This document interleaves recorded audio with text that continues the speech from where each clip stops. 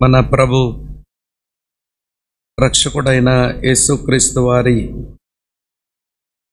ఉన్నత నామంలో క్రీస్తు యేసునందు ప్రియులైన సహోదర సహోదరులకు శుభాలు వందనాలు మొదటగా చెల్లిస్తూ, దేవుని వాక్యం ఇప్పటికే సహోదరులు చదివి వినిపించారు. అది విని కొంచెం ఎక్కువ సమయమే అయిపోయింది కాబట్టి మరోమారు చదివిన వాక్యాన్ని మరోమారు చదువుదాం. దానికంటే ముందు మరొక మాట కూడా చదవాలని ఆశిస్తూ ఉన్నాను. మొదటి యోహాను పత్రిక 2వ అధ్యాయం 18వ వచనం.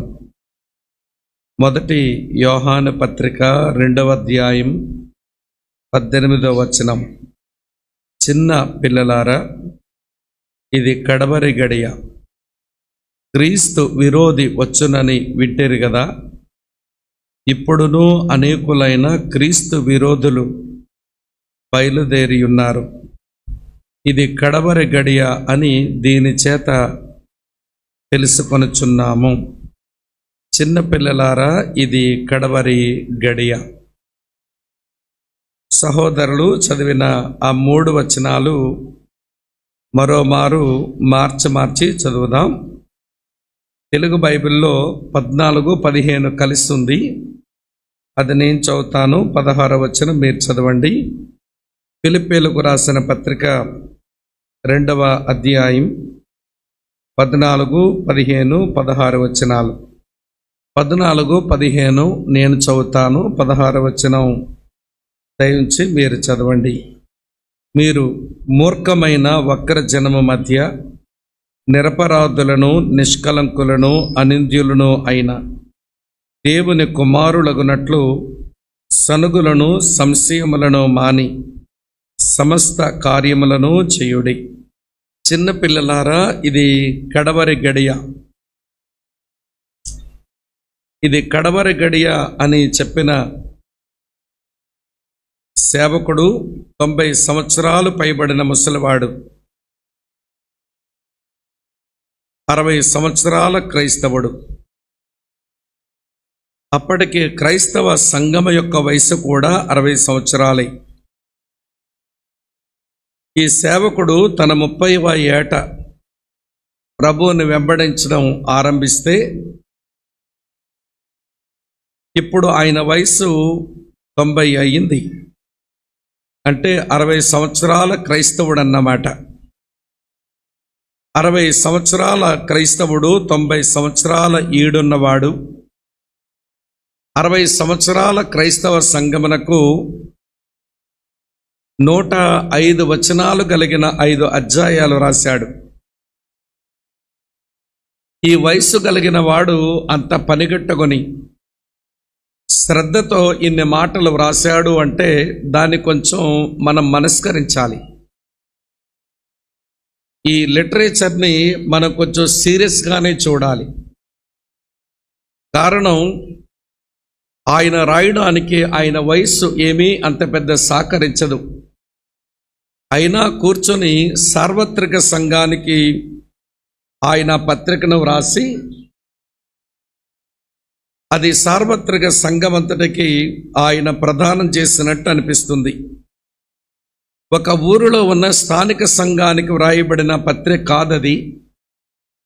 ఒక వ్యక్తిని ఉద్దేశించి వ్రాయబడిన పత్రిక కూడా కాదిది. అందుకనే స్థలం పేరు లేదు, అందుచేతనే వ్యక్తుల పేర్లు కూడా లేవు.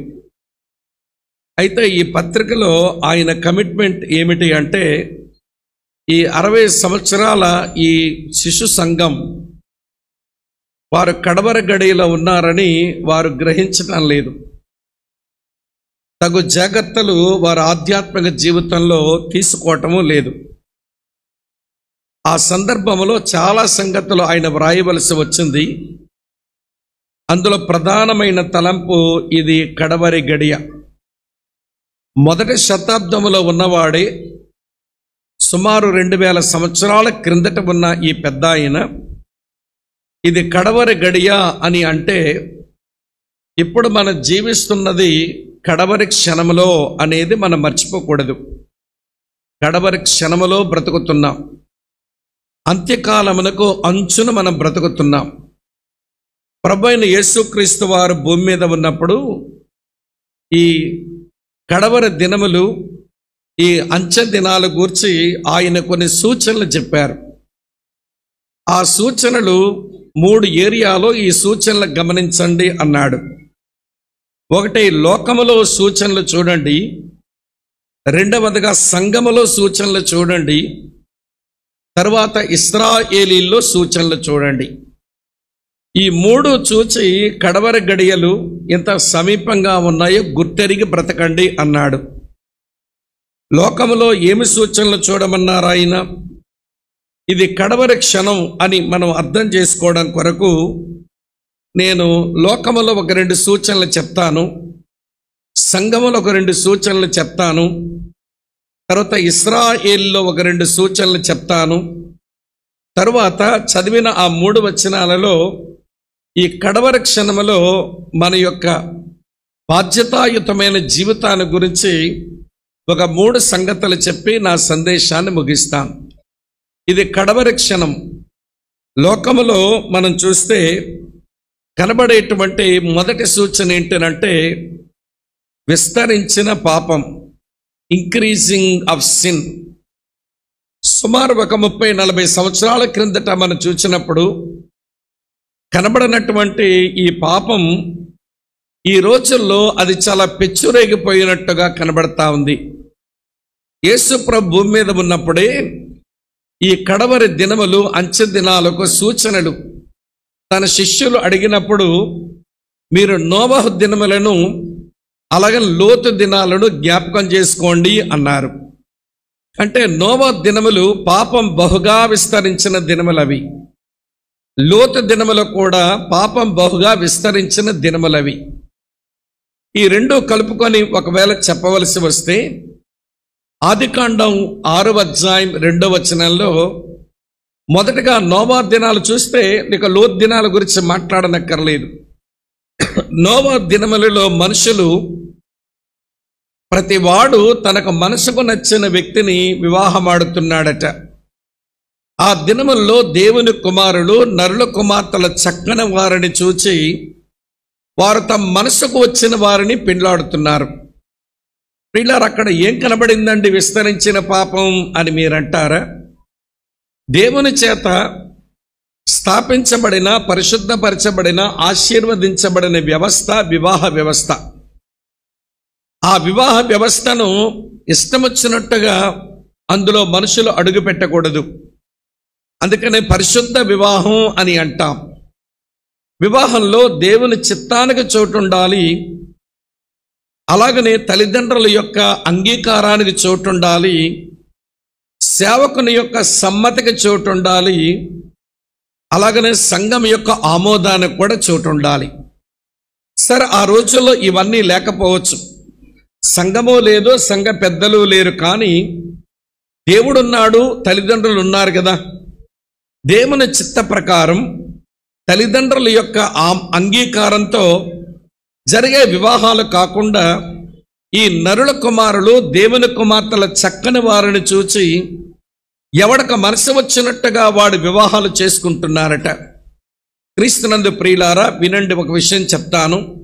ఆ రోజుల్లో వయసుతో నిమిత్తం లేదు, ఆ రోజున వరుసతో నిమిత్తం లేదు. వాడికి మనసుకు నచ్చితే వాడు ఆమెను పెండ్లాడటమే కనబడుతుంది. ఇలా మీతో చెప్పనివ్వండి, అంచె దినముల్లో నోవా దినాల్లాగే ఉంటాయి అని ప్రభు చెప్పారు గనక ఈ రోజుల్లో కూడా దాదాపు అదే జరుగుతుంది. దేవుని చిత్తం, తల్లిదండ్రుల యొక్క అంగీకారం, సేవకుని యొక్క ఆమోదం, సంఘం యొక్క సమ్మతి ఇవేమీ అవసరం లేదు. మాకు మనసుకు నచ్చింది, మేము పెండ్లాడతామంటే అడ్డపడేవారు ఎవరు అని బరితెగించింది ఈనాటి తరం. ఇది కాదంటారా? ఆ రోజు నరుల కుమారులు, కుమార్తెలు దేవుని కుమారులు అని మోషే వ్రాయటం వెనకాల ఉన్న ప్రిన్సిపల్ ఐడియా ఏమిటి అంటే, దేవుని కుమారులు ఎవరు, నరుల కుమార్తెలు ఎవరు అని కొట్టుకొని చావడానికి ఆ మాట రాయిలా మోషే. సైతాను ఎంత తెలివైన వాడంటే ఆ వచనాన్ని చూపించి దేవుని కుమారులు ఎవరు, నరుల కుమార్తెలు ఎవరు, ముందు మీరు చర్చలు పెట్టుకొని డిబేట్లు పెట్టుకొని కొట్టుకు చావండి అంటే ఈనాటి క్రైస్తవ్యం ఆ వచనాన్ని పెట్టుకొని కొట్టుకు చేస్తూ ఉంది. అసలు అందులో ఉన్న కీలకమైన ఆలోచన ఏంటనంటే, నేను స్థాపించిన వివాహ వ్యవస్థను ఇవి పాడు చేసిన దినములు అని దేవుడు చెప్పగోరాడు కనుక ఆ విషయాన్ని పక్కన పెట్టేసి దేవుని కుమారులు ఎవరు, వారు దేవదూతల, లేకపోతే నోవా యొక్క మనవడ్ల, ఏమేమో వాదనలు పెట్టుకొని ప్రియులారా మనస్తాపాలు చెంది ఒకరి మీద ఒకరు కోపాలు పెట్టుకొని బరితెగించి బ్రతకడం ఈనాటి తరానికి అలవాటైంది. సరే, దాని సంగతి పక్కన పెట్టండి. మరి ఈ రోజుల్లో కూడా చాలా మంది యవనస్తులు వివాహ వ్యవస్థను పాడు చేస్తున్న రోజులివి. అందుకనే పాపం బహుగా విస్తరించింది. ఈ అమ్మాయి అంటుంది, అబ్బాయి నేను పెళ్లి చేసుకుంటా, మీరు చెయ్యకపోతే గ్యాస్ బండిప్పుకొని చచ్చిపోతుందంట. అమ్మా నాన్నలకు బెదిరిస్తుందన్నమాట. వీడంటాడు, మీరు చెయ్యకపోతే నేను పోలీస్ స్టేషన్కి వెళ్ళి చేసుకుంటానంటున్నాడు. బతికున్నప్పుడే అమ్మా నాన్నను చంపి పడేస్తున్నాడు వీడు. మెట్టుకు వారి హృదయంలో ఉన్న ప్రియులారా ఆ ఆకాంక్ష తీర్చుకోవాలని, వారి శరీరంలో ఉన్నటువంటి మోహానికి వారు అధికమైనటువంటి ప్రాధాన్యత ఇచ్చి దేవుడు, తల్లిదండ్రులు, దేవుని సేవకులు, పెద్దలు, సంఘం అనేది పట్టింపు లేకుండా బరితెగించిన తనం ఈ రోజుల్లో కనబడతా ఉంది. సరే, అదొక్కటే కాదు సుమ, మీరు అదే ఆదికాండం 6వ అధ్యాయం మీరు 5వ వచనం కానీ చూడగలిగితే ఆ దినముల్లో ఉన్న మనుషుల యొక్క హృదయము, అలాగనే తలంపులు, చివరగా ఊహలు 3 చెడిపోయినాయట. ఆ దినముల్లో మనుషుల యొక్క హృదయాలు చెడగొట్టుకున్నారు, వారి తలంపులు చెడగొట్టుకున్నారు, వారి ఊహలు కూడా చెడగొట్టుకున్నారు. ఈ 3 ఒకటి కాదు ప్రియులారా. హృదయం మన పుట్టిన నాటి నుంచి మన దగ్గరే ఉంది. ఇది మన భూతకాలం అన్నమాట. ఇర్మియా రాశాడు, హృదయం అన్నిటికంటే మోసకరమైనది, అది ఘోరమైన వ్యాధి గలది అని అన్నాడు. అంటే మన పుట్టినప్పటి నుంచి మనతో ఉన్న మన హృదయం, అది మన భూతకాలం, అది చెడగొట్టుకున్న రోజులివి. ఇంకా చెప్పనా, తలంపులు అంటే ఏ రోజు తలంపులు ఆ రోజుకే కలుగుతాయి. తలంపులు అవి మన వర్తమాన కాలానికి చెందినవి. ఊహలు అనేవి అది మన భవిష్యత్తు కాలానికి చెందినవి. నిన్నటికి ఊహలు ఉండవు, ఈ రోజుకి ఊహలు అవసరం లేదు, రేపటికి ఊహలు అవసరం. కాబట్టి ప్రియులారా, నోవా దినములో ఉన్న మనుషులు వారి హృదయము, తలంపులు, ఊహలు మూడు చెరగొట్టుకున్నారు. అంటే వారి భూతకాలం, వారి వర్తమాన కాలం, వారి భవిష్యత్తు కాలం, అన్ని కాలాలు చెరగొట్టుకున్న మనుషులు అన్నమాట. అలా అయితే అన్ని కాలాలు చెరగొట్టుకున్న మనుషులకు ఇక మిగిలింది ఒకే ఒక కాలం, దాని పేరే పోయే కాలం. దాని కొరకే సిద్ధమవుతున్నారు వాళ్ళు. అన్ని కాలాలు చెరగొట్టుకున్న మనుషునికి ఇక మిగిలింది పోయే కాలం తప్ప ఇక ఏ మంచి కాలం దొరుకుతుంది చెప్పండి వాడికి? వాడు భూతకాలమా చెడగొట్టుకున్నాడు, వాడు వర్తమాన కాలమా చెడగొట్టుకున్నాడు, వాడు భవిష్యత్తు కాలమా చెడగొట్టుకునే బతుకుతున్నాడు. అన్ని కాలాలు చెడగొట్టుకున్న మనుషులు పాపమనుభవ విస్తరించి చేస్తున్నారు. ఇప్పుడు మీరు గమనిస్తారా చెప్తాను. ఈ రోజున మనం అంత్యకాలములో లేక కడవరి క్షణములో ఉన్నామనడానికి పాపం ఎంత బాగా విస్తరించింది అని అంటే, ఇదివరకు ఎన్నడూ జరగని అవినీతి, కరప్షన్ పెచ్చురేగిపోతుంది. అధికారుల దగ్గర నుంచి ఉన్నతమైన స్థానంలో కూర్చొని పాలన అందించేటువంటి మంత్రుల దగ్గర నుంచి ఆఫీసులో పనిచేస్తున్న బిల్లబంట్రోతు వరకు ప్రతివాడు ఈ దేశంలో లంచగొండులే. ఈ దేశమే కాదు, అన్ని దేశాలు అట్లా తగలబడుతున్నాయి. అవినీతి. మరోవైపు ఏమో అక్రమం. ఒక క్రమము, ఒక పద్ధతి, ఒక రూల్ అనేది లేదు. అందులోకి భారతదేశంలో అసలు రూల్ పాటించేవారు ఎవరున్నారు చెప్పండి? ఒక ఐఏఎస్ ఆఫీసర్ అన్నాడు, గుజరాత్లో అహ్మదాబాద్ జిల్లాకు కలెక్టర్గా పనిచేస్తున్న ఆయన అన్నాడు, Indians are having one rule, that rule is violating all the rules అన్నాడు. ఇండియన్స్ కి ఒకే ఒక రూల్ ఉందట. ఆ రూల్ ఏంటన్నట్టు అన్ని రూల్ అతిక్రమించడమే. అదే వీళ్ళు పెట్టుకున్న రూల్ అయిపోయింది ఇండియన్స్ కి. మేము దేశాన్ని బాగా పాలిస్తున్నాము, మేరా భారత్ మహాన్ అని అరిచే పెద్ద పెద్ద మహానుభావులు ఉన్నారు ఈ దేశంలో. అది ఈ దేశ ప్రజలకు ఒక రూల్ లేదా బతకడానికి? వ్రాయబడిన రాజ్యాంగం లేదా బ్రతకడానికి? దేశంలో ఎవడి చట్టము, న్యాయం అనేది ఉండాల్సిన అవసరం లేదా? ఎవడికి పట్టదు. వాడు కడుపు నిండిందా, వాడు కులపోడు బాగున్నాడా, చాలు ఈ పాలిటీషియన్స్కి. అంతకంటే ఎక్కువ ఆలోచించేదేముంది వీళ్ళ దగ్గర? ఒకవైపు ఏమో అవినీతి పెరుగుతుంటే, మరోవైపు అక్రమం పెరుగుతుంటే, వినండి ప్రియమైన స్నేహితులారా, మరోవైపు ఎంత భయంకరమైనటువంటి అత్యాచారాలు జరుగుతున్నాయో. పుట్టిన బిడ్డ ఉయ్యాల్లో ఉండవలసిన చిన్న పిల్ల ఒక చిన్న మాంసపు ముద్ద దాని మీద పడి ఒకడు అత్యాచారం చేస్తుంటే, మామయ్య నీ అక్క కూతున్నరా నేను, నువ్వేం చేస్తున్నావో నాకు తెలియటం లేదు, నీకు దండం పెడతానురా అని ఎవడు ఏడ్చి చెప్పడానికి దాని నోరు లేదే. కానీ అలాంటి ఒక మాంసపు ముద్ద మీద పడి అత్యాచారం చేసే వాళ్ళు ఈ దేశంలో తగలబడుతున్నారంటే, ఒక టీనేజ్ అమ్మాయిని పట్టుకొని ఒకడు తరువాత ఒకడు ప్రియులారా ఆమె మీద పడి అత్యాచారం చేసి మత్తు మందులు ఎక్కించేసి ప్రియులార భోజనం పెట్టకుండా ఎవడి కాలు చేతులు కట్టేసి మృగాల్లాగా పిల్ల మీద పడి అత్యాచారం చేస్తుంటే, ఇది ఇదివరకు ఎప్పుడైనా కనివిని ఎరిగామండి? ఏమండి, 20-30 సంవత్సరాల కిందట చూడండి, ఇప్పుడున్న ఈ కాలం చూడండి, అత్యాచారాలు పెచ్చురేగిపోతున్నాయి, అన్యాయం పెచ్చురేగిపోతుంది, అక్రమంగా జీవించడం అలవాటైపోయింది, చివరికి అవినీతి పెచ్చురేగిపోతున్న కాలంలో. ఇంతకంటే ఏం చెప్పను? పాపం విస్తరించిపోయిందనడానికి ఇవన్నీ రుజువులు కావంటారా చెప్పండి? యేసయ్య లోకములో చూడండి విస్తరించిన పాపం కనబడుతుంది అన్నాడు. ఈరోజు క్రైస్తవ సంఘం మన కడవరి క్షణాల్లో ఉన్నాము, అంత్యకాలపు అంచులో ఉన్నాము అనే విషయం కనీసం మనం గుర్తెరగాలని చెబుతా ఉన్నాను. నెంబర్ 2, లోకములో సెకండ్ ఎవిడెన్స్ మనం కడవరి క్షణములో ఉన్నామనడానికి రెండవ రుజువు ఏంటి అని అంటే, దానియేలు గ్రంథం 12వ అధ్యాయం 4వ వచనం ప్రకారం, ప్రియులారా వినండి, విస్తరించిన ప్రయాణాలు, విస్తారమైన తెలివితేటలు. Increasing of travel and knowledge.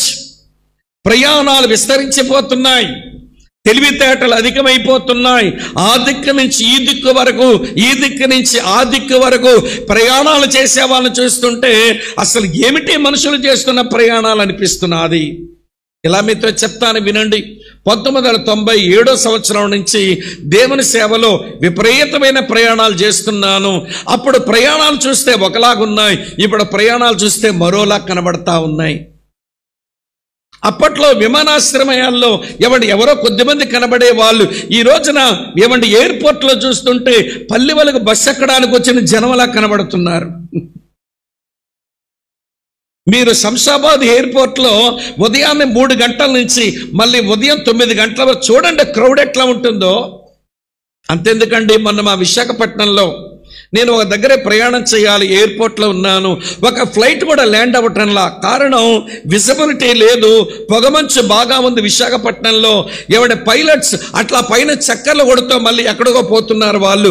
ఒక ఫ్లైట్ కిందకు దిగలేదు, ఎయిర్పోర్ట్ నిండా జనమే. విడ్డూరం, కాఫీ అడిగితే కాఫీ దొరకలేదు మాకు, టిఫిన్ అడిగితే టిఫిన్ దొరకలేదు మాకు. పడిపడుకుంటున్నారండి, మనుషులు తినేస్తున్నారు. ఎయిర్పోర్ట్ నిండా కిక్కిరిసిపోయినట్టు ఉన్నారు. మళ్ళీ 8:30 9 వరకు చూసి కొంతమంది టికెట్లు క్యాన్సిల్ చేసుకుని పోతున్నారు. కొంతమంది 10 తర్వాతే వెళదామని కూర్చుంటే ఎప్పుడో 10:30కి విమానాలు ల్యాండ్ అవుతుంటే జనమే జనం. ఆ దిక్కు నుంచి ఈ దిక్కుకు, ఈ దిక్కు నుంచి ఆ దిక్కు విస్తారమైన ప్రయాణాలు చేస్తున్నారు. తెలివితేటలు అంటారా?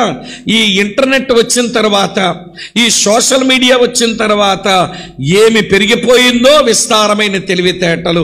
ఇవన్నీ యేసుప్రభు అన్నారు, increasing of travel and knowledge. ఇది అంచె దినములకు ఇదొక సైన్, ఇదొక సూచన అన్నాడు. ఎందుకంటే ఎక్కువ చెప్పలేను.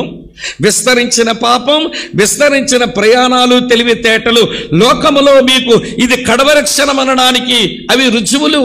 యేసయ్య చెప్పినాడు. నెంబర్ 2, సంఘములోకి వచ్చి చూడండి. సంఘములో కూడా కొన్ని రుజువులు కనబడతాయి. అపోస్తలుడైన పౌలు తిమోతికి వ్రాసిన మొదటి పత్రిక 4వ అధ్యాయం 1వ వచనంలో, అయితే కడవరి దినములలో కొందరు అబద్ధికుల వేషధారణ వలన మోసపరచు ఆత్మల యందును దెయ్యముల బోధ యందును లక్ష్యముంచి విశ్వాస భ్రష్టులగుదరని ఆత్మ తేటగా చెప్పుచున్నాడు. కడవరి దినముల్లో సంఘములో ఉండే కొంతమంది విశ్వాస భ్రష్టులైపోతారు. అపోస్టసీ, విశ్వాస భ్రష్టత్వం కనబడుతుంది.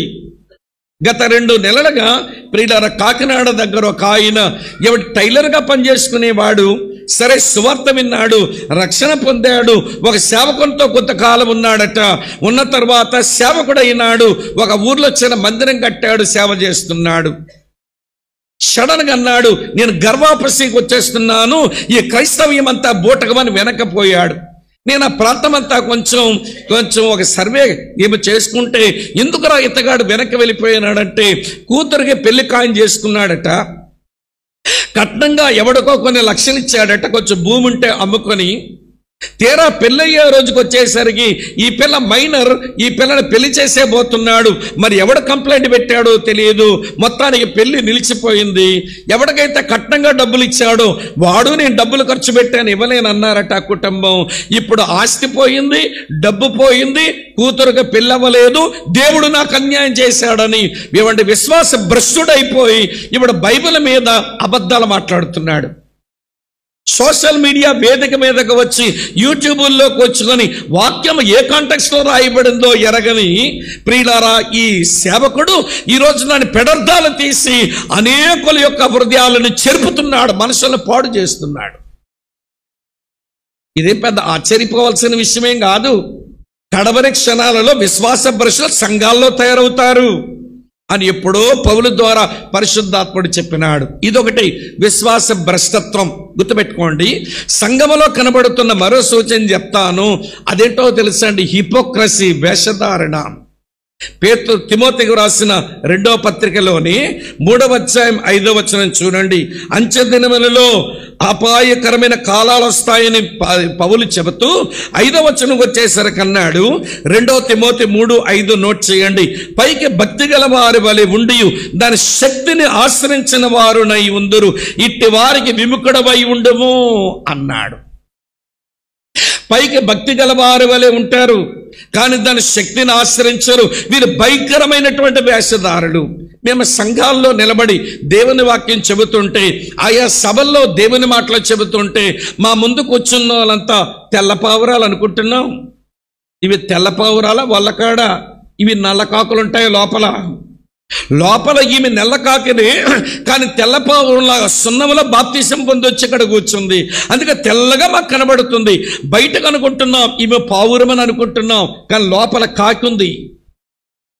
మట్టి గోడకు గచ్చపోతలు పోస్తున్నారండి మనుషులు. క్రైస్తవ సంఘములో ఉన్న మనుషులు మట్టి గోడకు గచ్చపోతలు పోస్తున్నారు. ఈ గచ్చు పగిలిన రోజున వీళ్ళు మట్టి పట్టుకంతా బయటపడే రోజులు రాబోతా ఉన్నాయి. అలాంటి దుస్థితిలో క్రైస్తవ సంఘం ఉంది. అయినా క్రైస్తవులు కళ్ళు తెరవడంలా అన్నీ బాగున్నాయి, గాడి చల్తా హై గాడి అని మాట్లాడుకుంటూ పోతున్నారు. ఏమండి, సంతోషిస్తున్నాంగా, దేవుడు ఆశీర్వదిస్తున్నాడుగా, మన పిల్లల్ని చదివించుకుంటున్నాంగా, పైసా పరగా సంపాదించుకుంటున్నాంగా, కంఫర్టబుల్గా జీవిస్తున్నాంగా అనుకోవడం అలవాటైంది. కానీ అసలు ఏం జరుగుతుంది క్రైస్తవ సంఘంలో? ఒకవైపు ఏం విశ్వాస భ్రష్టులు, మరోవైపు ఏమి వేషధారులు కనబడుతూ ఉంటే, అక్కా చెల్లి తమ్ముడన్నా వినండి, ఇది కడవరి క్షణానికి రుజువులు కావు, ఇది కడవరి క్షణానికి సూచనలు కావు. లోకంలో 2 సూచనలు చెప్పా, సంఘములో 2 సూచనలు చెప్పా. యేసుప్రభు వారు కడవర దినాలకు సూచనలు చెప్పినప్పుడు ఈ 3 ఏరియాస్లోనే సూచనలు చూడండి తెలిసిపోతుంది అన్నాడు. లోకం చూడండి, నా సంఘాన్ని చూడండి, మూడవదిగా నా ప్రజలని ఇశ్రాయేల్ని చూడండి. కడవర దినములలో, కడవర క్షణాలలో ఏం జరుగుతుంది ఇశ్రాయేల్లో చదువుతాను వినండి. యెషయా గ్రంథం 11వ అధ్యాయం, యెషయా గ్రంథం 11వ అధ్యాయం 11, 12 వచనాలు చూడండి. ఇలా రాసి ఉంది. యెషయా గ్రంథం 11వ అధ్యాయం 11, 12 వచనాలు. ఆ దినమున శేషించు తన ప్రజల శేషమును అశ్షూరులో నుండి, ఐగుప్తులో నుండి, పత్రోసులో నుండి, కూషులో నుండి, యాలాములో నుండి, షీనార్లో నుండి, హమాతులో నుండి, సముద్ర ద్వీపముల నుండి విడిపించి రక్షించుటకు యెహోవా రెండో మారు తన చెయ్యి చాచును. రెస్టోరేషన్ ఆఫ్ ఇజ్రాయిట్స్, ఇశ్రాయేలు ప్రజల యొక్క పునరుద్ధరణ జరుగుతుంది. నా ప్రజల ప్రపంచమంతా చెదిరిపోయారుగా. 10 గోత్రాల ఇశ్రాయేలీలు అశ్షూరీల వల్ల చెదిరిపోయారు ప్రపంచమంతా. 2 గోత్రాల యూదులు నా ప్రజలు, వీరు బబులోనీల వల్ల ప్రపంచమంతా చెదిరిపోయారు. అశ్షూరు వారి వల్ల చెదరని నా ప్రజలను, బబులోనీల వల్ల చెదరని నా ప్రజలను తిరిగి నేను సమకూర్చుకుంటాను అన్నాడు. ఆ పని ఆయన మొదలు పెట్టేశాడు. 1948వ సంవత్సరం మనకు స్వాతంత్రం వచ్చిన వెరీ నెక్స్ట్ ఇయర్ 1948 నుంచి ఇశ్రాయేలు ప్రజలు తిరిగి యెరూషలేముకు చేరుకుంటున్నారు. ఇశ్రాయేలు దేశానికి చేరుకుంటున్నారు. ఇశ్రాయేలు దేశానికి వారు చేరుకుంటున్నారు. ప్రియులారా, మీరు యూట్యూబ్లో చూడండి. ఇశ్రాయేల్ అంతా ప్రయాణమై వచ్చినటువంటి రోజుల్లో ఇప్పుడు వస్తున్నారు.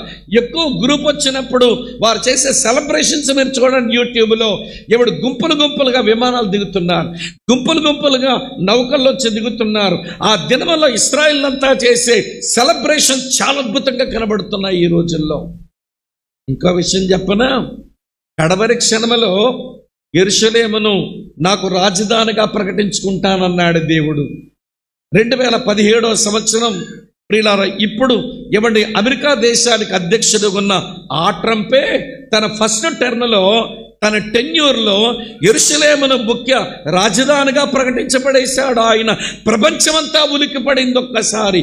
యెరూషలేమును ఇశ్రాయేలుకు రాజధానిగా ప్రకటించడం ఏమిటి, అమెరికా అధ్యక్షుడు అని ఉలిక్కిపడింది. ఆ పని కూడా జరిగిపోయింది. కానీ ప్రియులారా, ఇంత పాడుతున్నారు పాట, నిన్న కూడా పాడారు, రాత్రి కూడా పాడారు. మనం అంచె దినాల్లో బ్రతుకుతున్నాం. యేసు ప్రభు రాకడ, సంఘం ఎత్తబడ్డం, ఈ వధువు ఆయన కొరకు సిద్ధపడే సంగతులు ఇప్పుడే మరో పాటలో కూడా మనం పాడాం. వధువుగా సంఘం సిద్ధపడాలి. ఆయన వచ్చే సమయం చాలా ఆసన్నమవుతా ఉంది. ఇలా మీతో చెప్పనా ప్రియులారా, ఈ రోజున క్రైస్తవులు రాకడ మీద ఎన్ని పాటలు పాడుతున్నారో చెప్పలేక, విపరీతమైన పాటలు పాడుతున్నాం రాకడ మీద. ప్రసంగాలు కూడా విపరీతమైనటువంటి ప్రసంగాలు చేసుకుంటున్నాం. కానీ ఒక విషయం చెప్తాను వినండి. ఇలాంటి మెయిన్లైన్ చర్చిలో ఉండే వాళ్ళం రాజాది రాజా రావే, రాజులకు రాజువై రావే, రాజ్యయేసు రాజ్యమేల రావే అని మనవ పాడుతున్నాం. కొంచెం ఎవాంజలికల్ గ్రూప్స్ ఉంటాయి, వాళ్ళు కూడా పాడుతున్నారు. గగనము చీల్చుకొని యేసు గనులను తీసుకొని వేవేల పరిశుద్ధులతో వేగము రానుండే అని వాళ్ళు పాడుతున్నారు. పెంతెకోస్తు సహోదరులు వాళ్ళేం తక్కువ తిన్నారు, వాళ్ళు కూడా చాలా బాగా పాడుతున్నారు. యేసు రాజుగా వచ్చుచున్నాడు, భూలోకమంతా తెలుసుకుంటారు, రామి కోటి తేజుడు, రమ్యమైన దేవుడు రారాజుగా వస్తున్నాడని పాడుతున్నారు. అందరూ వస్తాడని పాడుతున్నారు. కానీ ఒక ప్రశ్న అడుగుతాను, జవాబు చెప్పండి. ఒక ప్రశ్న అడుగుతాను, జవాబు చెప్పండి. ఈరోజు మనం కట్టుకున్న ఇల్లులు, ఈరోజు మనం దాచుకున్న పైసలు, ఈరోజు మనం జీవిస్తున్న జీవన విధానం ఆయన త్వరగా వస్తాడు అన్నట్టే ఉన్నాయా? ఈరోజు మనం కట్టుకున్న ఇల్లులు, ఈరోజు దాచుకున్న పైసలు, ఈరోజు మనం జీవిస్తున్న జీవన విధానం యేసు త్వరగా వస్తాడు, సంఘంగా మనం ఎత్తబడతామన్నట్టే ఉన్నాయా? ఎందుకో ఈ మాటల పచ్చి అబద్ధాలు అనిపిస్తున్నాయి. పాటలు అబద్ధమే, ప్రసంగాలు అబద్ధమే. మనం బయటకు వెళ్ళి మా ప్రభు త్వరగా వచ్చేస్తున్నాడు, మేము సంఘంగా ఎత్తబడతామని చెప్తుంటే లోకం అంటుంది ఉత్తుదే ఇదంతా. ఎందుకు అలా అంటున్నారంటే మన జీవన విధానం అట్లా లేదండి. పాటలకేమీ తక్కువ లేవు, ప్రసంగాలకేమీ తక్కువ లేదు. యేసు త్వరగా వస్తాడు, మేము ఎత్తబడతాం, మేము కడవరి క్షణాల్లో బ్రతుకుతున్నామని బాగా చెప్పుకుంటున్నాం. కానీ కళ్ళు తెరిచి ఆయన రాకడ కొరకు ఎలా బ్రతకాలనో, ఆయన రాకడకు ముందు సూచనలు ఏమి జరుగుతున్నాయో కనీసం గమనించే పరిస్థితిలో క్రైస్తవ సంఘం లేకపోవడం చాలా దురదృష్టకరం, చాలా శోచనీయం. ఇవన్నీ నా ఉపద్ఘాత మాటలే. లోకములో సూచనలు కనబడుతున్నాయి, సంఘములో సూచనలు కనబడుతున్నాయి, ఇశ్రాయేల్లో సూచనలు కనబడుతున్నాయి. కాబట్టి సంఘమా, నా రాకడ కొరకు సిద్ధపడే క్రమంలో మీరు జీవించవలసింది ఎట్లనో తెలుసా? ఇవంటి పౌలు చెప్తున్నాడు. ఎలా జీవించాలనంటే ప్రకాశించే జ్యోతులుగా బ్రతకండి. మీరు షైనింగ్ స్టార్స్ అవ్వండి. ఫిలిప్పీ సంఘస్థతోనే ఈ మాట పంచుకున్నాడు ఆయన. నేను రాత్రే చెప్పాను, ఫిలిప్పీ సంఘం పౌలుకు చాలా ప్రీతిపాత్రమైన సంఘం. వాళ్ళ దగ్గర ఏ లోపాలున్నాయని పత్రిక రాయిలా, వాళ్ళ దగ్గర ఏ సిద్ధాంతపరమైన తప్పిదాలు జరిగాయంత అని పత్రిక రాయిలా. ఏదో ఇద్దరు సహోదరుల మధ్య చిన్న పరపచ్చాలు ఉన్నాయి, సమాధాన పరిచేసేయండి వాళ్ళని అన్నాడు. కానీ మిగిలినవన్నీ ఆనందంతో భక్తి చేయడానికి, మిగిలినవన్నీ వాళ్ళ ఆనందంతో సేవ చేయడానికి ఎంత చక్కని సందేశాలు ఇందులో ఉంటాయో. అందులో ఈరోజు మనం చదువుకున్న 14 నుంచి 16 వచనాల్లో ఈ కడవరి క్షణాలలో మనం జ్యోతుల్లాగా ప్రకాశించాలంట. ఈ కడవరి క్షణాలలో మనం జ్యోతుల వలె ప్రకాశించాలంట. ఈ 3 వచనాల్లో 3 సంగతులు వివరిస్తాను, సావధానంగా వినండి. మొదటి సంగతి, ప్రకాశించుటకు మాధురులు చెప్తాను. Models for shining as stars. Jyothula వలె ప్రకాశించుటకు మాధురులు కొన్ని చూపిస్తాను బైబిల్లో. ఈ మాధురిని అనుసరించి బ్రతుకుదాం ఈ కడవరి క్షణాల్లో. నెంబర్ 2, మనం ప్రకాశించవలసిన పరిధి మీతో చెప్తాను. The scope of our shining. మనం ఎక్కడ ప్రకాశించాలో ఆ పరిధి గురించి కొంచెం చెప్తాను. 3వ సంగతి, మనం ప్రకాశించుటకు విధానం, మెథడ్ ఆఫ్ షైనింగ్. ఏ పద్ధతిలో, ఏ విధానంలో మనం ప్రకాశించాలో చెప్తాను. ఈ 3 చెప్పి ముగించేస్తాను. మాధురులు చెప్తాను, పరిధి మీతో చెప్తాను, విధానం మీతో చెప్తాను. ఈ 3 వచనాల్లో ఉన్న ఆ సంగతులు కొంచెం మనస్కరిద్దాం ప్రియులారా. ఓ ఫిలిప్పీ సంఘస్థులారా, ఈ చివరి దినాల్లో బ్రతుకుతున్న సంఘస్థులారా, మీరు జ్యోతుల వలె ప్రకాశించాలి, లేకపోతే మేము పడిన ప్రయాసంతా వ్యర్థమైపోతుందని భయమేస్తుంది నాకు. నేను పడిన ప్రయాస వ్యర్థమైపోతుందేమో అని నేను భయపడుతున్నాను అన్నాడు భక్తుడు. కాబట్టి ప్రకాశించడానికి లేఖనములో కొన్ని మాధురులు ఉన్నాయి. ఆ మాధురులు అనుసరించడానికి మనం ప్రయత్నం చేద్దాం. ఫస్ట్ మోడల్, ఫస్ట్ ఎగ్జాంపుల్ చదువుతాను చూడండి ప్రియులారా. ఇలా రాసి ఉంది, నిర్గమకాండం 34వ అధ్యాయం. నిర్గమకాండం చదువుతున్నాను చూడండి, 29వ వచనం. మోషే సీనాయి కొండ దిగుచుండగా శాసనములు గల ఆ 2 పలకలు మోషే చేతిలో ఉండెను. అతడు ఆ కొండ దిగుచుండగా ఆయన అతనితో మాట్లాడుచున్నప్పుడు అతని ముఖము ప్రకాశించిన సంగతి మోషేకు తెలిసి ఉండలేదు అని రాసి ఉంది. ఈ బైబిల్లో ప్రకాశించుటకు తొలి మాదిరి ఎవరంటే మోషేనే. మోషే ముఖం అలా ప్రకాశించడానికి కారణం ఏంటి అని అంటే ఒకటే కారణమండి. 40 దినములు తన ప్రభువుతో, ఏ ప్రభు అయితే షకీనాతో లోపల నిండి ఉన్నాడో, ఏ ప్రభు అయితే ప్రభావంతో నిండి ఉన్నాడో, ఏ ప్రభు అయితే మహిమతో నిండి ఉన్నాడో, ఆ మహిమ ప్రభావములు, ఆ గ్లోరీ షకీనాతో నిండి ఉన్న ఆ దేవునితో 40 దినాలు అలాగే ఉన్న కారణం చేత ఇప్పుడు ప్రభు దగ్గర నుంచి రాగానే అతని ముఖం ప్రకాశిస్తూ ఉందట. ఇప్పుడు మోషే ప్రకాశించడానికి గల కారణం ఏంటి అంటే ఒకటే, ఇంటిమసీ విత్ గాడ్, దేవునితో సన్నిహితమైన సంబంధం. ఈ రోజున దేవుని పిల్లలమైన మనందరకు దేవునితో ఇంటిమసీ ఉండాలి. దేవునితో మన సాన్నిహిత్యం అభివృద్ధి చెందాలి. మన సన్నిహితమైన సంబంధంలో బ్రతకడం నేర్చుకోవాలి. నేను రాత్రే చెప్పాను, దేవునితో ఇంటిమసీ రావాలంటే 2 దానిగా చాలా ప్రాముఖ్యమైనవి. ఒకటి సైలెన్స్, మరొకటి సాలిట్యూడ్. దేవుని ముందు మౌనంగా కూర్చోవడం, దేవునితో ఏకాంతంగా నిలిచి ఉండడం. ఒక 30-40 సంవత్సరాల కిందట ఈ తెలుగు క్రైస్తవుల మధ్య సేవ చేసే మన సంఘ పితరులను చూస్తున్నప్పుడు వారు దేవునితో ఏకాంతంగా మిగిలిపోయారు, దేవుని ముందు మౌనంగా కూర్చున్నారు. ఈరోజు అలాంటి వారు ఏరి అనిపిస్తుంది.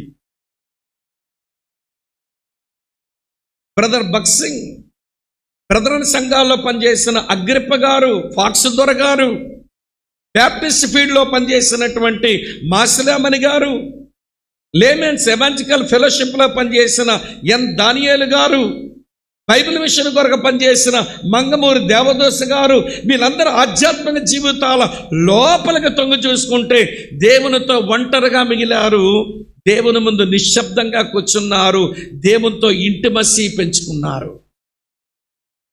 దేవుని స్వరం వినగలిగేవారు, దేవుని నడిపింపును గ్రహించగలిగేవారు, వారు దేవుని పక్షంగా నిలబడినప్పుడు చాలా ఎఫెక్టివ్గా, ప్రభావంతో వారు శక్తివంతంగా దేవుని కొరకు పనిచేయగలిగారు. All because of intimacy with God. అంతే, దేవునితో సన్నిహితమైన సంబంధం. ఈనాటి క్రైస్తవులకు అన్నీ ఉన్నాయి. ఏమి లోపించిందంటే దేవునితో ఇంటిమసీ లోపించింది. మన ముఖాలు ఎందుకు ప్రకాశిస్తాయండి? మనం ఎలాగా ఈ లోకంలో ప్రకాశించగలుగుతామని చెప్పండి.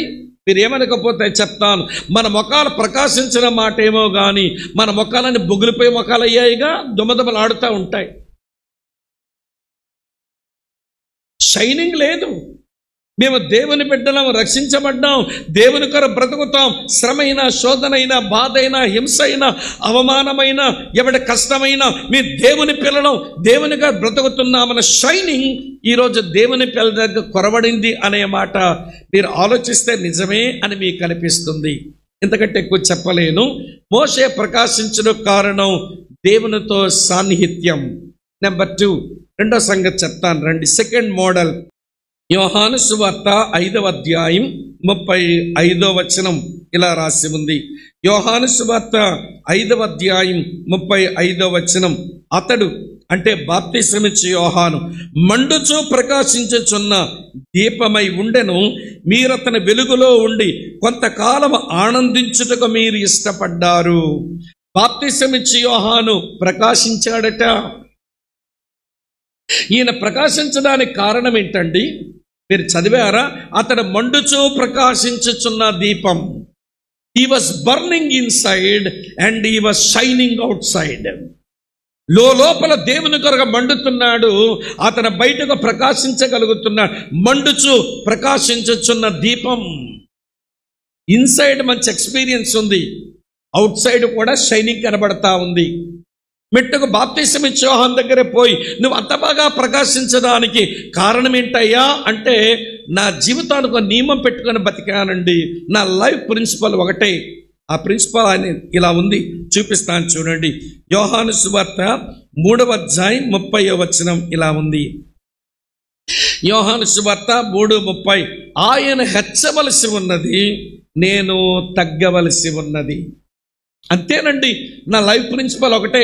నా ప్రభు అయిన యేసుని హెచ్చించాలనుకున్నా, నేను తగ్గిపోవాలనుకుంటున్నా, ఆ కారణం చేత ప్రకాశించగలిగిన మెట్టు ఆయన జీవితంలో సాధ్యమైంది ప్రియులారా. ఇప్పుడు చెప్తాను వినండి. అతను యోర్దాను నది దగ్గర బాప్తిస్మాలు ఇస్తున్నాడు. యెరూషలేము నుంచి కొందరు పెద్దలు పంపించక వచ్చి అడుగుతున్నారు, హే, నువ్వేంటే బాప్తిస్మం ఇస్తున్నావు? నువ్వు ఎవడవో మమ్మల్ని పంపించిన వాళ్ళకి చెప్పాలి, నువ్వు ఎవరవో చెప్పు అని అడిగారు. అడుగుతూ అన్నారు, నీవు ఏలియావా అన్నారు. కాదండి అన్నాడు. నువ్వు మెస్సియావా అని అడిగారు. కాదండి అన్నాడు. మాకు మోషే చెప్పాడు, నా వంటే ఒక ప్రవక్తను మీ మధ్య పుట్టిస్తాడని దేవుడు, నువ్వు ఆ ప్రవక్తవా అని అడిగారు. అది కూడా నేను కాదండి అన్నాడు. మరి ఎవరవో చెప్పు అన్నారు. ఆయన అంటాడు, అరణ్యములో కేకవేయు ఒకని శబ్దమును. ఆయన వాక్యం, నేను శబ్దమును మాత్రమే. ఒక మాట అడుగుతాను, చెప్పండి, శబ్దం కనబడుతుందా వినబడుతుందా? మీరు ఇక్కడ ఉన్నారా? చెప్పండి, శబ్దం కనబడుతుందా వినబడుతుందా? వినబడేదే కానీ అది కనబడవలసిందే కాదు. ఇక్కడ బాప్తిస్మం ఇచ్చే యోహాను అండర్స్టాండింగ్ ఏంటనంటే, కనబడవలసిన వాడు క్రీస్తు, వినబడవలసిన వాడు యోహాను. అంతే. నేను వినబడతానే తప్ప నేను కనబడను. నాకు కనబడాలని నాకేం కక్కుర్తి లేదు. క్రిస్టియన్ కమ్యూనిటీలో మనకున్న కక్కుర్తి బుద్ధి ఏంటనంటే, నేను కనబడాలి, నేను గమనించబడాలి, నేను గుర్తించబడాలి, నేను గౌరవించబడాలి. వీరెప్పుడు ప్రభువుని హెచ్చించలేరండి ఇలాంటి మనస్తత్వం ఉన్న వాళ్ళు. మా వైపు ఒక సామెత ఉంటుందిలేండి.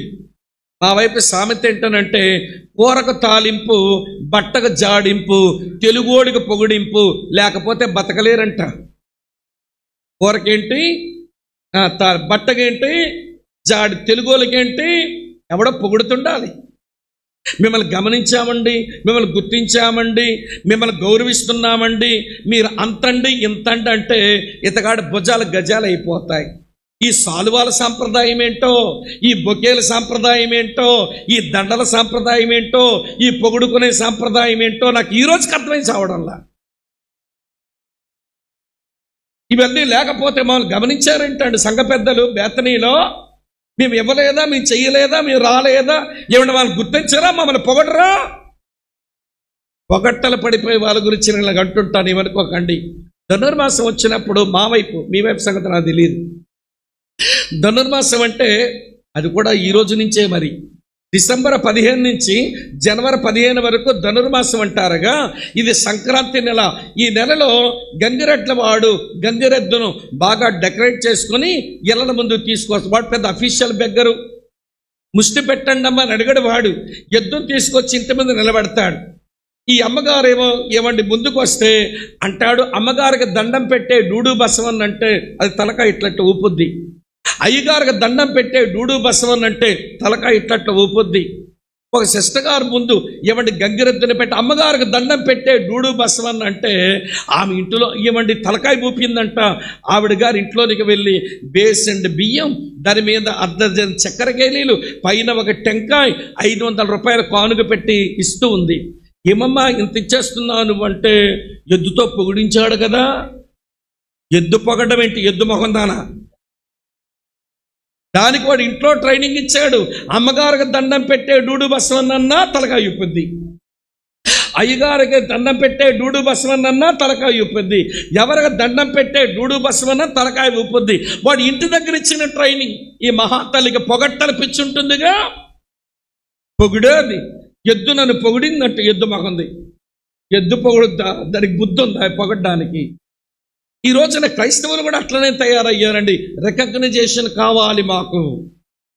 నువ్వు భూమి మీద గుర్తింపు కోరుకుంటే నీకు అక్కడ ఏ గుర్తింపు ఉండదని తెలుసుకో ముందు. భూమి మీద ఎవరైనా పొగిడారు అనుకోండి, పరలోకంలో ఒక పొగట్ట పోగొట్టుకున్నామని తెలుసుకోండి. నన్ను ఎవరు గమనించకపోతేనే మంచిది, ఎవరు గుర్తించకపోతేనే మంచిది, ఎవరు పొగడకపోతేనే మంచిది. ఆయన హెచ్చవలసి ఉన్నది, నేను తగ్గవలసి ఉన్నదని మెంటాలిటీ కల్టివేట్ చేసుకోకపోతే నువ్వు ట్రూ క్రిస్టియన్వే కాదు అనిపిస్తుంది నాకు.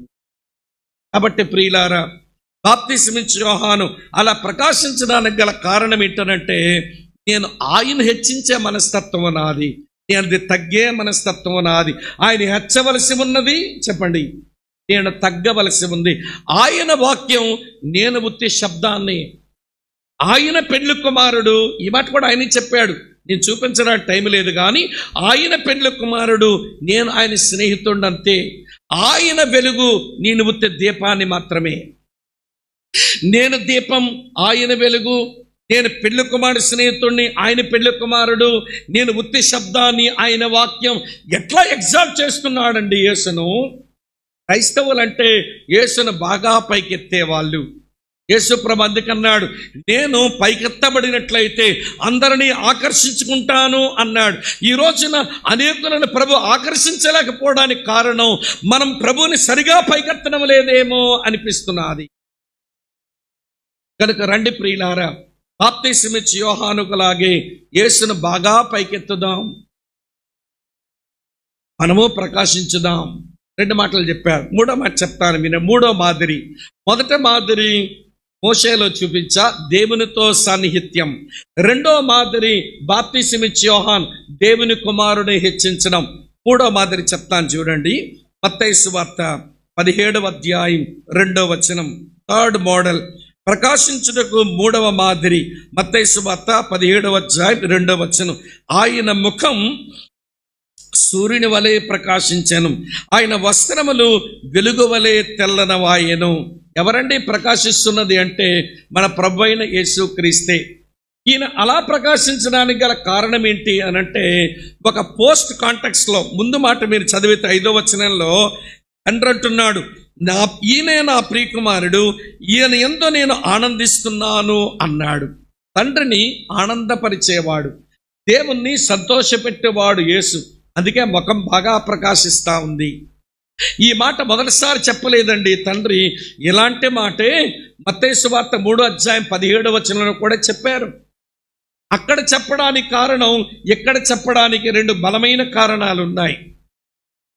30 సంవత్సరాలు ఆయన రహస్యంగా తాను జీవించి కన్సీల్డ్గా ఉండి ఇప్పుడు బాప్తిసం పొంది బయటకు వస్తుంటే ఏ సేవ చేయలేదు, ఏ సందేశము చెప్పలేదు, ఏ సూచక్రియ చెప్పలేదు. కానీ ఈ 30 సంవత్సరాల నా కుమారుని జీవితం నన్ను చాలా ఆనందపరిచింది. అతని క్యారెక్టర్ నాకు నచ్చింది, అతని లైఫ్ నాకు నచ్చింది అని తండ్రి అంటున్నాడు. ఇదిగో ఈయనే నా ప్రియకుమారుడు, ఈయన యందు నేను ఆనందిస్తున్నాను అన్నాడు. ఇప్పుడు దాదాపు 3 సంవత్సరాలు పైబడిపోతుంది, సేవలో ముగింపుకు వచ్చినాడు. ఇప్పుడు మళ్ళీ అదే తండ్రి అంటున్నాడు, ఈయన యందు నేను ఆనందిస్తున్నాను. అతని లైఫ్, అతని మినిస్ట్రీ, అతని జీవితం, అతని పరిచర్యతో నన్ను సంతోషపెట్టాడు అని తండ్రి అనగలిగినాడు. నేను ఈ విషయం ఎందుకు చెప్పానంటే, మన లైఫ్, మన మినిస్ట్రీ, ఈ రెండింటితో దేవుని సంతోషపరిచే వాళ్ళే దేవుని కొరకు ప్రకాశించేవారు అవుతారు. ఎక్కువ చెప్పలేను.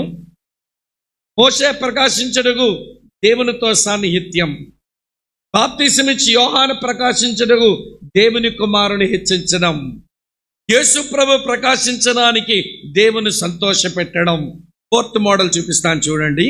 అపోస్తుల కార్యాల గ్రంథం 6వ అధ్యాయంలో, అపోస్తుల కార్యాల గ్రంథం 6వ అధ్యాయం చదువుతున్నాను చూడండి ప్రియులారా. చివరి వచనం ఎట్లుంది? 15వ వచనం.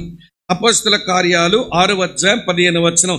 సభలో కూర్చున్న వారందరూ అతని వైపు తేరి చూడగా అతని ముఖం దేవదూత ముఖం వలె వారికి కనబడెను అని రాసి ఉంది. ఇది స్టెఫను ఇలా ప్రకాశించగలిగినాడు. దేని బట్టి ప్రకాశించగలిగాడు అని అంటే, నేను రెఫరెన్స్ ఇస్తాను, నోట్ చేయండి, నేను పాయింట్ చెప్తాను. ఇదే అపోస్తలుల కార్యం 6వ అధ్యాయం 3వ వచనం, 6వ అధ్యాయం 5వ వచనం, 6వ అధ్యాయం 8వ వచనం. ఈ 3 వచనాలు గమనిస్తే స్టెఫను వేటితోనో నింపబడ్డాట. 6వ అధ్యాయం 3వ వచనం ప్రకారం ఆత్మతోనూ జ్ఞానముతో నింపబడ్డాడు. 5వ వచనం ప్రకారం విశ్వాసముతో నింపబడ్డాడు. 8వ వచనం ప్రకారం కృపతో నింపబడ్డాడు. అలాగనే బలముతో కూడా నింపబడ్డాడు. 5-fold fullness, 5 అంతల నింపుదల. అక్క, చెల్లి, తమ్ముడన్నా వినండి, స్టెఫనును 5 నింపినాడట. ఆత్మతో నింపాడు, జ్ఞానముతో నింపాడు, విశ్వాసంతో నింపాడు, కృపతో నింపాడు, బలముతో నింపాడు. ఏమండి, ఇప్పుడు స్టెఫనును అలాగ నింపుదల ఇచ్చిన దేవుడు మన విషయంలో నింపుదల ఇవ్వడానికి ఆయనకి ఏమైనా పక్షపాతం ఉందంటారా? రోమాపత్రిక 2వ అధ్యాయం 11వ వచనం ప్రకారం దేవునికి పక్షపాతం లేదు. God is impartial. దేవుడు పక్షపాతిగాడు. స్టెఫనుకు అలాగ 5 నింపుదల ఇచ్చిన వాడు మనకెందుకు అలాంటి నింపుదల ఇవ్వటం లేదంటే ఒకటే ఒక తేడా అండి. దేవునికి ఆయన అందుబాటులో ఉన్నాడు, మనం దేవునిగా చాలా దూరంగా బతుకుతుంటాం, అంతే తేడా.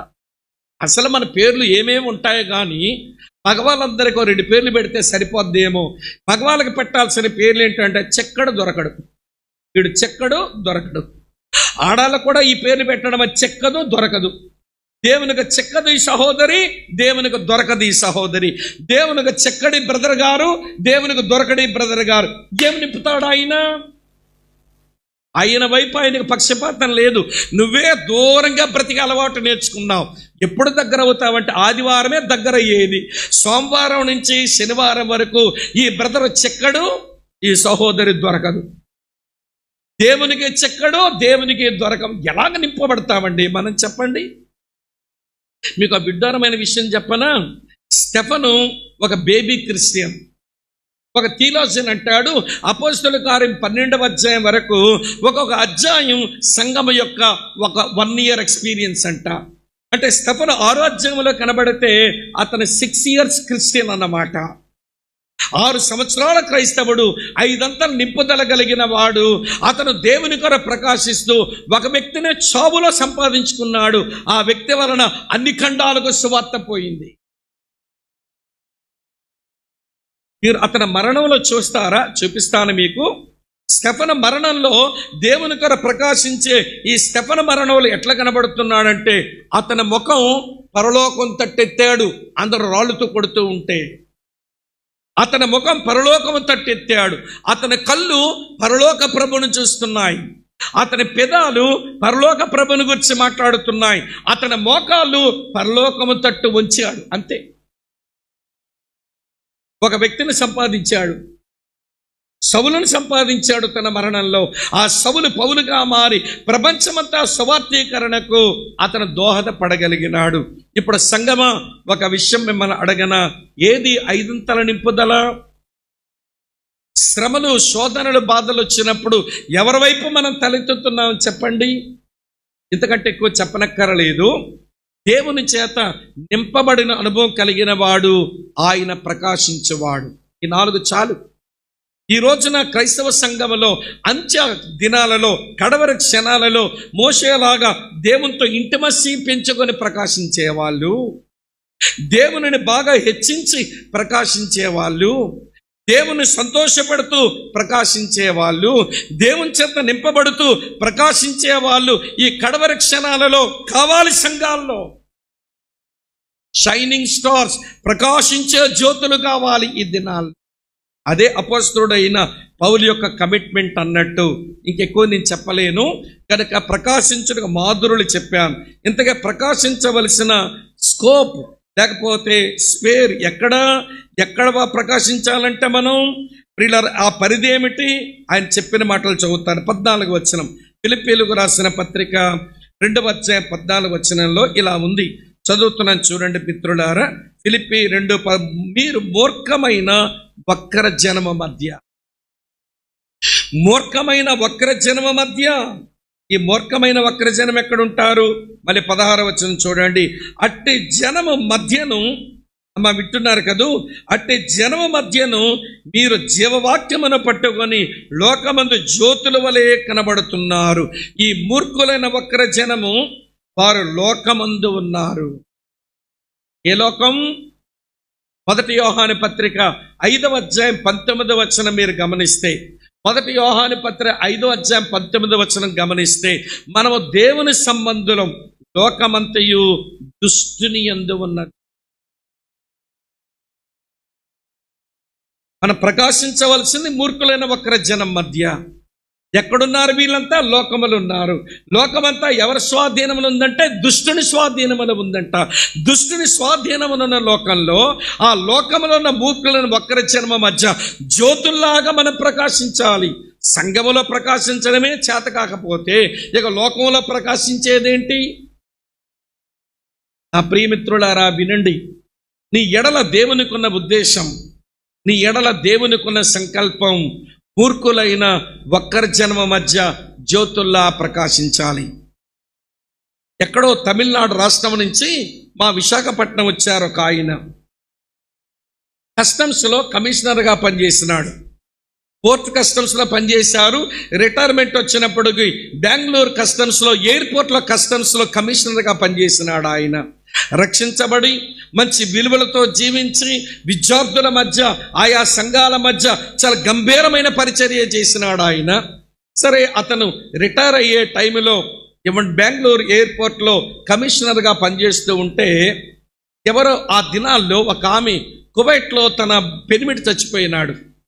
కువైట్ వాళ్ళు, అక్కడున్న ఎంబసీ వాళ్ళు మొత్తం ఆయన భర్త చచ్చిపోయినాడుగా, ఆయనకి సంబంధించిన సరుకులు, పైసలు అన్నీ వారు ఎయిర్పోర్ట్లో పంపించేశారు బెంగళూరుకి. ఆమె ఎయిర్పోర్ట్కి వచ్చి నా సరుకులు నాకు ఇప్పించండి అని అడుగుతా ఉంది. కానీ ఎవడూ రిలీజ్ చేయటం లేదు. దానికి ఆమె దగ్గర నుంచి 30,000 లంచం అడిగారంట. లంచం అడిగారు. నేను 30,000 ఇచ్చుకోలేనండి. ఇప్పుడు నా భర్త దగ్గర నుంచి వచ్చిన వస్తువులు వాటి విలువెంత కూడా నాకు తెలియదు. ఏమేమి సరుకులు వచ్చినాయో కువైట్ నుంచి, ఆ సరుకుల విలువేంటో నాకు తెలియదు. నేను 30,000 రూపాయలు చెల్లించి ఆ వస్తువులు తీసుకునేటంత స్తోమత లేదని పాపం దీనంగా బతిమలాడతా ఏమంటే చాలా మార్లు వచ్చి ఆ కస్టమ్స్ వాళ్ళని దండం పెట్టి అడిగిందంట. ఎవడూ రిలీజ్ చేయట్లా.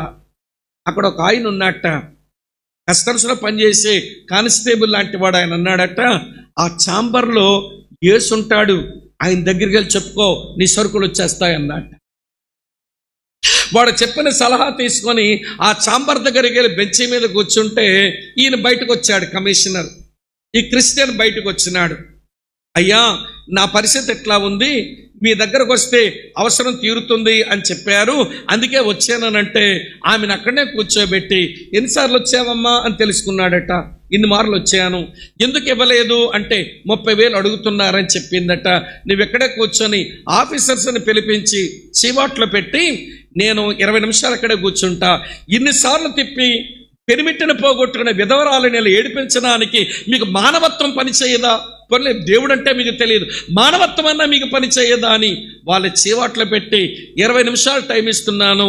ఆమె కంటైనర్లో సరుకులన్నీ తీసి మీరే ఒక ట్రక్కును బుక్ చేసి మీరు రెడీ చేసి ఆమెకి తిరిగిచ్చి పంపించే. ట్రక్ ఛార్జీలు ఆమె పెట్టదు, మీరే పెట్టుకోండి, ఇన్నిసార్లు తిప్పారు కాబట్టి అన్నట్ట. ప్రియులారా, గబగబా వెళ్ళారు. ఏమైనా ట్రక్ పిలిపించారు, సరుకులను రిలీజ్ చేశారు, ట్రక్ ఎక్కించారట. 20 నిమిషాలు కాదు కానీ వాళ్ళు గంట పైనే టైం తీసుకున్నారు. మొత్తానికి అన్నీ చేసి అమ్మా ఇగో ట్రక్ రెడీ చేసాం వెళ్ళిపో అన్నారట. ఆ మంది మరి యేసుకు దండం పెట్టుకుని రావాలిగా, ఆ యేసుకు వందనాలు చెప్పి రావాలని మళ్ళీ వచ్చి ఛాంబర్ దగ్గర కూర్చుంది. ఈయన బయటకు వచ్చారు. ఏమమ్మా ఇక్కడ కూర్చున్నామనంటే ఎవరో చెప్పారండి ఇక్కడ యేసు ఉంటాడని, ఆయన మాకు చెప్తే పని అయిపోద్ది అన్నారు. ఆయనకి నేను చెప్పలేదు, మీకు చెప్పుకున్నాను, పని అయిపోయింది. ఆ యేసుకి ఒక కృతజ్ఞత చెప్పి వెళ్దామని వచ్చానంటే నవ్వుతున్నాడంట. ఎక్కడెవడు ఉన్నాడు యేసు అంటే కస్టమ్స్లో పనిచేసిన కానిస్టేబుల్కి ఈ ఛాంబర్లో ఉన్న ఈ క్రిస్టియన్ కమిషనర్ యేసు లాంటి వాడమ్మా, ఆయన యేసు గురించే చెప్తాడు అందరికీ, ఆయన చెప్పుకో పని అయిపోద్దని చెప్పాడండి.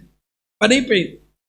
నేనేమి యేసును కాదమ్మా, యేసును నమ్ముకున్న వాడిని సువార్తని చెప్పి ఆమెను ఇంటికి పంపిస్తే కృతజ్ఞత హృదయంతో తల్లిపోతుంది ఇంటికి. ఇది ఎందుకు మీతో చెప్పానంటే అదండి ప్రకాశించే జ్యోతుల జీవితం అంటే. ఏమండి, ప్రకాశించే జ్యోతులాంటి జీవితం అంటే అదేనండి. మన పేర్లేమో జ్యోతులను పెట్టుకుంటాం. ఒక ఆయన అంటాడు, ఏంటి బ్రదర్ పరంజ్యోత్ అన్నాడు. అన్నాం, గొప్ప పేరే ఉంది, మరి ప్రకాశిస్తున్నాడో లేదో తెలియాలి. మరి నీ పేరేంటమ్మనంటే దివ్యజ్యోతి అంట. వందనాలక్క, దివ్యజ్యోతి ఏమైనా ప్రకాశిస్తున్నావా? పేరు పెద్ద, ఊరు దెబ్బంట. పేరు చాలా పెద్ద పేరే, ఊరొచ్చి చూస్తే దెబ్బలా కనబడుతుంది ఆ ఊరు. ఈరోజు క్రైస్తవులు భలే పేర్లు పెట్టుకుంటాం. పేర్లున్న వాళ్ళు ఏమి నేను కించపరచడం లేదు, కానీ నేను మీరు మనమందరము కలిసి ప్రకాశించవలసిన పరిధి లోకం. ఆ లోకములో ఉన్న మూర్ఖులైన వక్ర జన్మ మధ్య జ్యోతుల వలె ప్రకాశించాలని దేవుడు ఆశిస్తూ ఉండగా ప్రకాశించే మనుషులము, లేకపోతే ప్రియులారా ఇవ్వండి అసలు వెలుగే ఇంకా రాని దీపాలుగా మిగిలామో ఎవరి సంగతి వాళ్ళకే తెలుస్తుంది. నేను ఎక్కువ చెప్పలేను. మూడో సంగతి చెప్పి ముగిస్తా. ఎలా ప్రకాశించాలంట? మెథడ్, ఏ పద్ధతిలో ప్రకాశించాలి. చూడండి, నెగిటివ్ ఐడియాస్ ఉన్నాయి, పాజిటివ్ ఐడియాస్ కూడా ఉన్నాయి. నేను చెప్తాను చూడండి ప్రియులారా. ముందు నెగిటివ్ సంగతులు చెప్తాను. ఏమి మానుకొని ప్రకాశించాలంటే 2 మాటలు: సనుగులు మానండి, సంశయాలు మానండి. మీరు జ్యోతుల వలె ప్రకాశించాలంటే ముందు మీ సనుగులు మానండి, మీ సంశయాలు మానండి. సనుగులు అంటే అసంతృప్తిని బట్టి వచ్చేవి. అసంతృప్తి ఎందుకు వస్తుందంటే ఎవరితో పోల్చుకుంటేనే వస్తుంది. కంపారిజన్ కాస్త డిస్కంటెంట్మెంట్లో లాగుద్ది, డిస్కంటెంట్మెంట్ కాస్త కంప్లైనింగ్ నేచర్లోకి దింపేస్తుంది. ఈరోజు చాలామంది దేవుని పిల్లలు ఎందుకు సనుగుతున్నారు అంటే ఎక్కడో అసంతృప్తి వచ్చింది. ఎందుకు అసంతృప్తి వచ్చింది? దేనితోనో పోల్చుకుంటున్నారు అంతే. వాళ్ళకి అది ఉంది, మనకి ఇది లేదు, అసంతృప్తి. ఇక దేవుడు ఏమిచ్చాడులే, వాళ్ళకి అది ఇచ్చాడు, మనకి ఇది ఇవ్వలేదని సనుగులు మొదలవుతూ ఉంటాయి. ప్రియులారా, ఒక విషయం చెప్తాను వినండి. సనుగుల పాపం దేవునికి త్వరగా కోపం పుట్టించే పాపం. సంఖ్యాకాండం 11వ అధ్యాయంలో చూడండి, 1-2 వచనాల్లో ఇశ్రాయేలీలు దేవుని మీద, సేవకుని మీద సనుగుతూ ఉంటే ఇశ్రాయేలు ఒక పాలమే కాలిపోయిందంట. అంతే. దేవుడు ఒక పాలాన్ని కాల్చి బూడిద చేసి పడేశాడు. సనుగుల పాపం దేవునికి చాలా త్వరగా కోపాన్ని పుట్టించే. సనగొద్దు. ఏదైనా అనాలంటే అనేసేయి, ఏదైనా చెప్పాలంటే సనీసేయి, అంతేగాని లోపల లొడారించుకోవద్దు, సనుక్కుంటూ బతకొద్దు. కొంతమంది క్రైస్తవులు ఎట్లా ఉంటారండి, వాళ్ళ ముఖం చూస్తే ఏమంటే చేతర ముఖం వేసుకున్నట్లు ఉంటారు. ఏమిట్లున్నారంటే లోపల ఏదో ఉందన్నమాట, బయటికి చెప్పరు వీళ్ళు. బయటకు చెప్పరాదా లోపలేముందో? ఎందుకు లోపల సనుక్కుంటావు? అది దేవుని కోపం తప్పిస్తావు, అది మనకు ఆశీర్వాదకరమైన అనుభవం కాదు. వదిలేసేయండి. మీ సనుగులు మానండి. సంశయాలనంటే క్వశ్చనింగ్ విత్ టెంప్టింగ్, శోధిస్తూ ప్రశ్నించడమే సంశయం. ఇక్కడ సంశయం అంటే డౌట్ అని కాదు ఇక్కడ ఉన్న తాత్పర్యం. ఇక్కడ సంశయాలు మానండి అని అంటే టెంప్టింగ్ విత్ డౌటింగ్, అనుమానముతో శోధించడం. మెరీబా జలముల యొద్ద ఇశ్రాయేలు ప్రజలు అదే పాపం చేశారండి. దేవుడు ఇస్తాడా నీళ్లు? అది మేము చూస్తాం.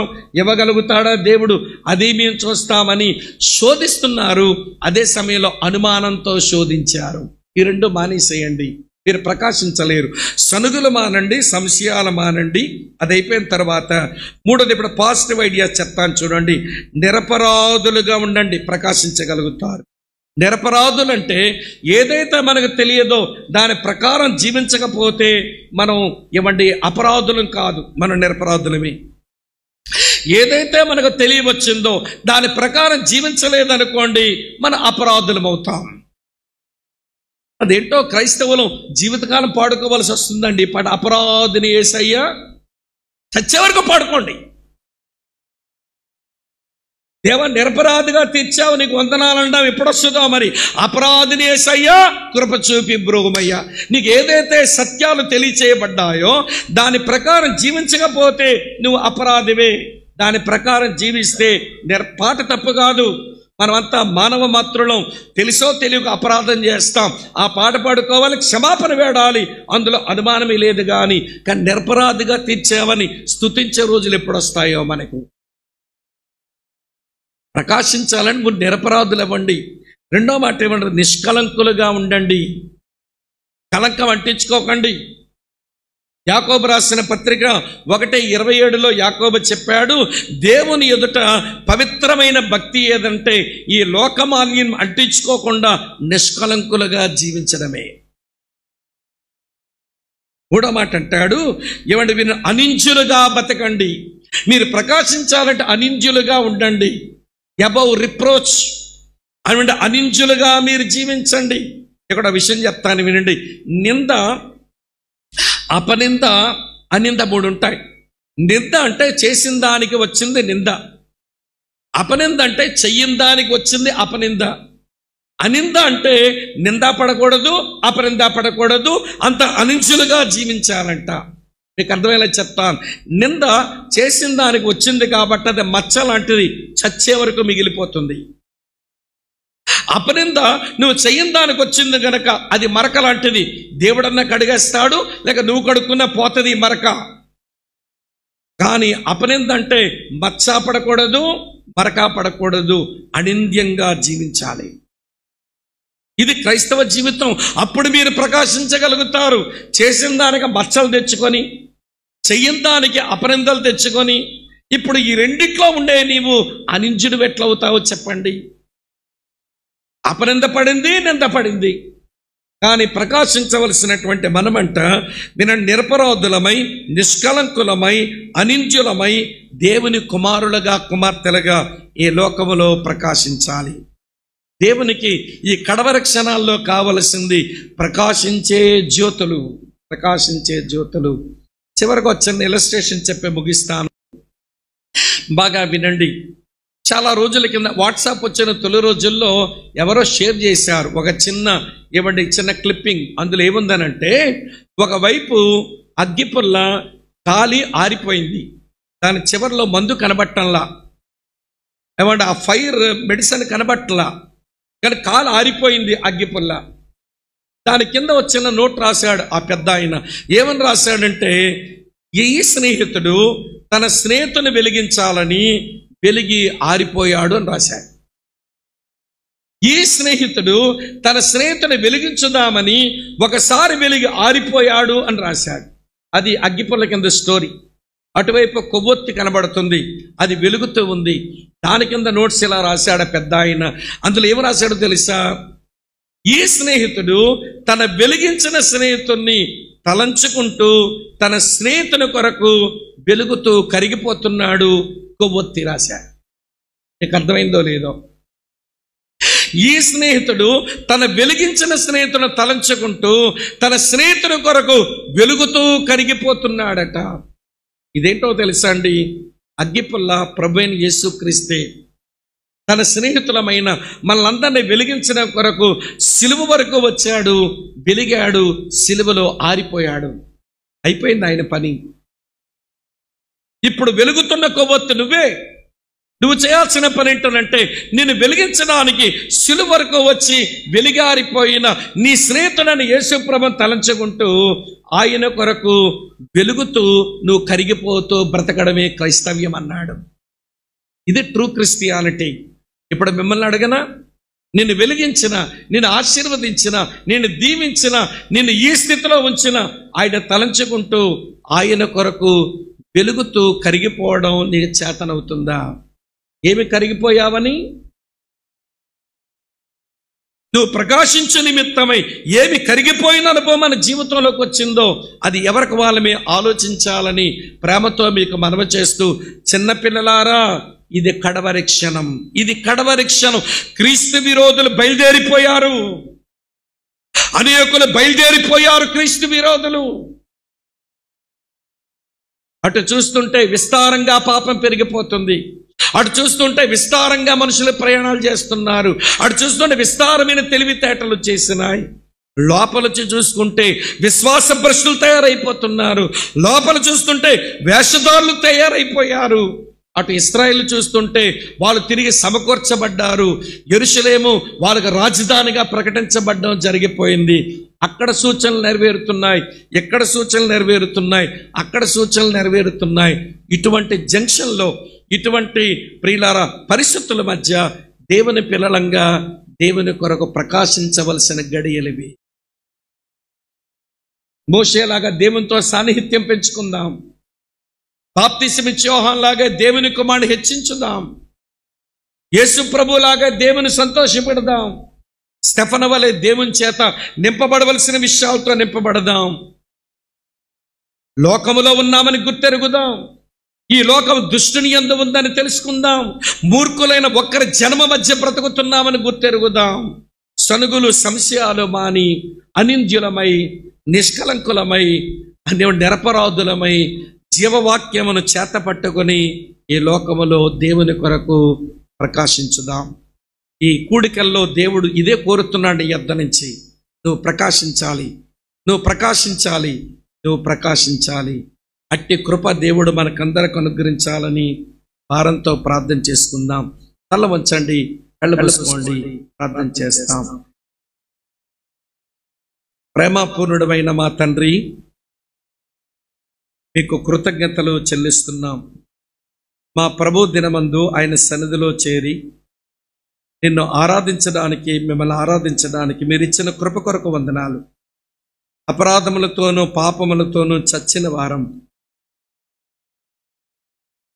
వాయుమండల అధిపతి అయిన సాతానుని అనుసరిస్తూ బ్రతికిన వారం, మా శరీరం యొక్క మనసు యొక్క కోరికలు నెరవేర్చుకుంటూ బ్రతుకుతున్న వారం, నీ కోపానికి మాత్రమే పనికొచ్చే మనుషులం, ఈ ప్రపంచ ధర్మము చెప్పుకున్న బ్రతికిన మనుషులం. కానీ నీ కుమారుడైన యేసుక్రీస్తునందు మీరు మమ్మల్ని జ్ఞాపకం చేసుకుని రక్షించి మమ్మల్ని నీ పిల్లలుగా చేసుకున్న నీ ప్రేమ కొరకు మీకు కృతజ్ఞతలు. మీకు స్తోత్రాలు, మీకు వందనాలు. మా ఎడల మీకున్న ఉద్దేశాలను బట్టి మీకు స్తుతులు చెల్లిస్తూ మేము కడవరి క్షణములో ఉన్నామని గ్రహింపు కలిగి ఉండి ఈ లోకంలో జ్యోతుల వలె మేము ప్రకాశించడానికి నీ కృప మాకు అనుగ్రహించు. మా ముందు 4 మాధుర్లు పెట్టావు. మేము ఏ పరిధిలో ఉండి ప్రకాశించాలో జ్ఞాపకం చేశావు. ఎలాంటి నైజముతో మేము ప్రకాశించవలసి ఉందో అది కూడా మా ముందు మీరు తేటతెల్లం చేసినందుకు మీకు స్తోత్రాలు. మాలో సనుగులు సంశయాలు మాని మేము నిరపరాధులమై, మేము నిష్కలంకులమై, ఓ దేవ అనింద్యులమై నీ కొరకు బ్రతకడానికి కావలసిన ధైర్యం మా అంతరంగంలో చూపమని, బేతనీ సంఘమును కట్టే కృప దయచేయమని, సంఘం వెనుక ఉన్న ఆయన నాయకులను బట్టి మీకు స్తోత్రాలు, సంఘాన్ని నిర్వహిస్తున్న పెద్దలను బట్టి మీకు వందనాలు, పరిచారకులను బట్టి వందనాలు, యవన బృందమును బట్టి మీకు వందనాలు, స్త్రీల సమాజమును బట్టి వందనాలు, చిన్నపిల్లల మధ్య జరుగుతున్న పరిచర్యను బట్టి మీకు వందనాలు. సంఘమును నానాటికి వృద్ధిపరచము, అనేకులకు దీవెనకరంగా మలచము. మేమందరము నీ కొరకు జ్యోతుల వలె ప్రకాశించే ఆ దీవెనతో మమ్మల్ని వర్ధిల్ల చేయమని, మా అందరి ద్వారా మీరు మాత్రమే మహిమ పొందమని యేసుక్రీస్తు నామాన్న స్తోత్రించి మీకే ప్రార్థిస్తున్నాను తండ్రి.